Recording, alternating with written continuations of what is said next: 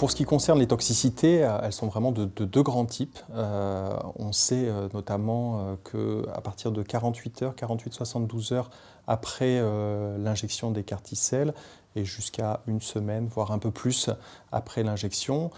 certains patients peuvent développer ce qu'on appelle un syndrome de relargage cytokinique. Alors c'est un mot un peu compliqué, mais qu'est-ce qu'il y a derrière ce mot-là? C'est une réaction un peu comme si on était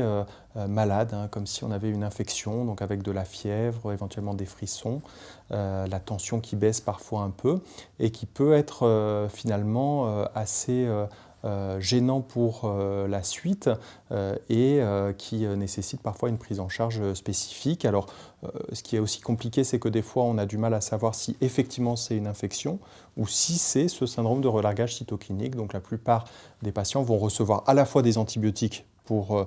traiter au cas où ce serait une infection, et puis on va prendre en charge aussi un syndrome de relargage cytokinique parce que parfois c'est difficile de faire la part des choses. Après ce syndrome de relargage cytokinique, parfois, mais c'est relativement rare maintenant, je dirais que de plus en plus, on a appris à mieux manipuler ces CAR-T-cells et ces complications, alors elles sont fréquentes, mais les complications graves, on a vu leur nombre diminuer actuellement, mais survient encore dans quelques cas des complications neurologiques qui sont un peu particulières, qui peuvent ressembler des fois un peu à des crises d'épilepsie ou un peu des difficultés à parler, qui sont la plupart du temps réversibles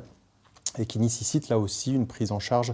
spécifique avec des médicaments antiépileptiques et puis parfois la mise en route d'un traitement par corticoïdes. Mais on sait de mieux en mieux gérer ces complications, les repérer, les prendre en charge précocement, ce qui fait que les complications sévères, même si elles existent encore, ont nettement diminué quand même depuis 1 ou 2 ans qu'on manipule ces CAR-T-cells de plus en plus fréquemment en pratique courante.